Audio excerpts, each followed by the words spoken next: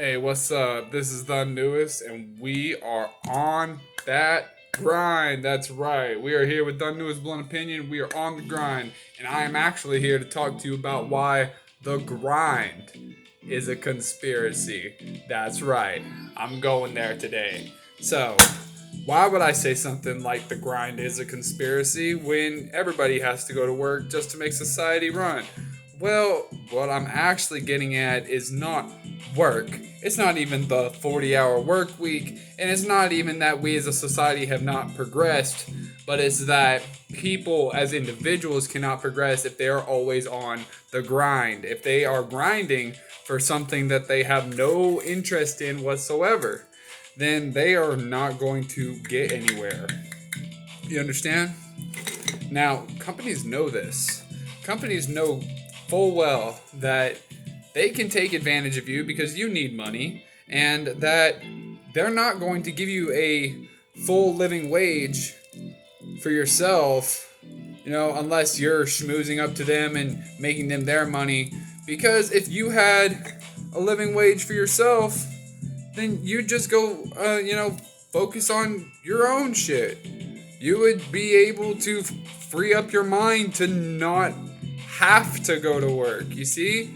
It's like, okay, I understand, the whole wanting to keep your job. Because, I don't exactly want to, just up and lose mine. But,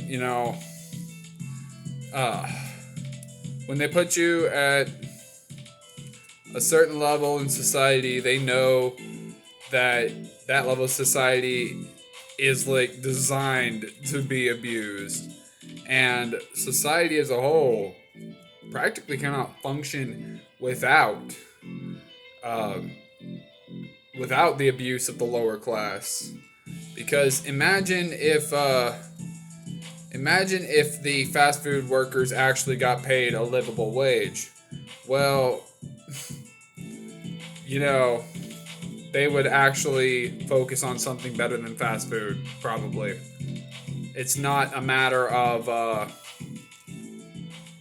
mean, you'd probably be able to find people who would take the job regardless, but what perks would there be? You'd have to give them perks, and that would cost more. That would make the McDouble cost more than $2. And then people would lose their collective minds and not go to McDonald's at all. And then, next thing you know, McDonald's is shutting down locations and people lost their jobs. It's not that they don't deserve a livable wage. They definitely do. It's that McDonald's cannot deal with them having it. It's not that they can't afford it, because they definitely can, but they can't deal with the consequences of them having it. Because why would you work at McDonald's if a job down the street pays the exact same wage and isn't nearly as hard? How would I know that concept? Because I already been through that concept. Why would I continue to work at McDonald's whenever there's a job down the street that pays exactly the same and is not nearly as hard? So, it wouldn't make any sense. Now, if McDonald's paid a livable wage and other people didn't, that'd be a different thing. People might want to work for McDonald's, but then why would anyone work for the other places when McDonald's pays a livable wage? You know what I mean? And then the other places have nothing and everybody's just working in food. And it's not just food either. It's almost every system, especially all the essential systems. I mean, we all remember the whole essential workers thing, right? How much was the average essential worker making in each state? Usually right around or less than livable wage. Usually less than, because I think the maximum, not maximum, okay, but like on average, you were making anywhere between $8 and $15 an hour, and now that's a large range for essential workers, but $15 an hour is more along in the lines of like an EMT driver. You know what I mean? Like a lot of essential workers $15 an hour is a lot. But when you're considered the essential level of society, why is it that the essential level of society is the one making the least amount of money? It's because they will not stay there in their grueling positions if they have a livable wage. If they had a livable wage, they would focus more on their passion projects and what they feel like they could set up as a business. Um, Now, you could pull all-nighters and then go to work, but if you are too tired to handle work when you are that tired, then you will suffer consequences and you won't be able to continue going to work. And if you can't go to work, if you don't have any backup money, then you can't start no business. Now, I made a mistake continuing to go to work whenever I had a stimulus check because I wanted to make sure I still had that stimulus check for whatever I needed. And now, I say mistake, but I could have taken a gamble, started a business with my little stimulus check, and hoped for the best and ended up on the streets again. But, I mean, thanks to that stimulus check, I've been able to live with taking part-time at my job and still being able to pay rent. So at least I can get some things done.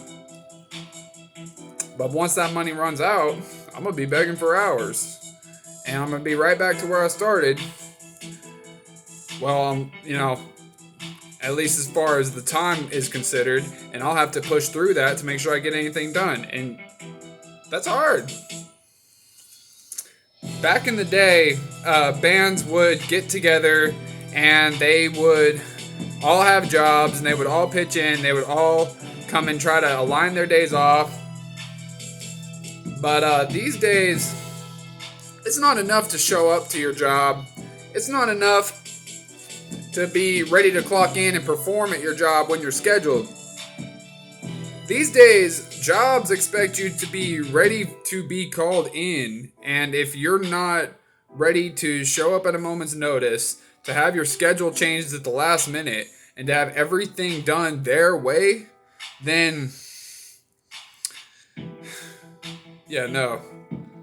then you're useless to them. And how are you going to get anywhere if you be called up in your sleep every other day? My very first job, every day or every other day, I was being called in for a different shift. Sometimes it was open, sometimes it was closed, sometimes it was mids. How the fuck are you going to have a circadian rhythm if you can't get proper sleep? And these days, jobs just expect that of you. They expect you to stay late. They expect you to come in early. They expect you to be there 10 minutes early so you can make your inventory be accounted for before you clock in. Before you clock in. And if you don't do it, sure, you're not legally required to do anything of the sort, but you can be fired in many states, just like that, for any reason. Now, you might be able to draw unemployment if they just up and fire you. Great. Well, there's loopholes around that. Let's just schedule you at 1 day a week. And you'll still have to come in for that 1 day a week, or you are fired. Or no, you quit. You're considered quit, no call, no show for that 1 day a week, and therefore you lose your job. Now, you can spend that time looking for another job, but then you're fucked out of hours, and then that fucks you out of money. And you have no startup capital to start you a business. And it's hard, man. It's almost impossible to break through the barrier of getting through to the next level in life, because the grind is meant to keep you ground up in powdered form, no longer solid, no longer able to keep yourself together. It's literally what the grind is meant to do. It's meant to break you apart and make it to where you can't keep yourself together anymore. That's what the grind is for.